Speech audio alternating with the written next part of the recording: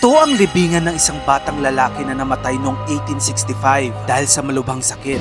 Bago siya pumanaw, sinabi niya sa kanyang ama na natatakot siyang mamatay dahil alam niyang ililibing siya sa ilalim ng lupa na walang ilaw. Kaya nang pumanaw siya, nilagyan ng kanyang ama ng bintana ang kanyang libingan para kahit sa kabilang buhay, lagi siyang may liwanag. Samantala, ang isa namang inang ito ay naglagay ng sandbox sa ibabaw ng puntod ng kanyang bunsong anak na bigla ang pumanaw. Ngayon, tuwing dinadalaw nila ang libingan, doon naglalaro ang kanyang kuya. Ginawa niya ito upang parang kasama pa rin nila ang bata kahit wala na siya. Maliban sa mga nakakaantig at kakaibang puntod na ito, meron ding mga kakaibang sementeryo. Gaya nitong Happy Cemetery sa Zapanta, Romania. Sa sementeryong ito, may mga drawing sa puntod ng mga namatay. Gaya nito, may drawing kung paano siya namatay, nabangga siya ng sasakyan. Ito naman, may picture siya bilang anghel, pero naka-red na underwear. Ito namang sangto, kasama niya yung mga paborito niyang kabayo. Maliban sa mga drawings, may mga witty o funny epitaphs din. Parang stand-up comedy sa puntod.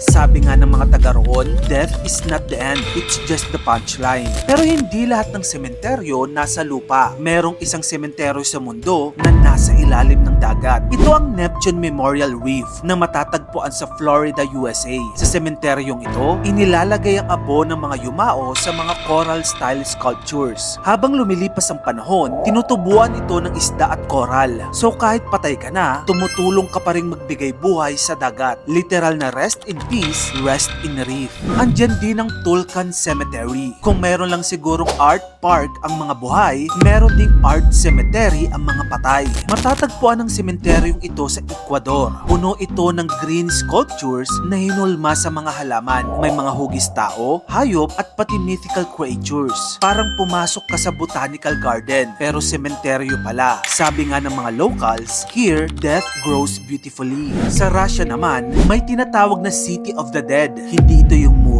sementeryo ito. Matatagpuan ito sa bundok ng North Ossetia, isang village ng mga crypts na gawa sa bato. Ang mga locals, matagal nang naniniwala na kung pumasok ka rito ng walang dahilan, hindi ka na makakalabas. Kaya kung adventurous ka, ito na sigurang ultimate rest in peace challenge.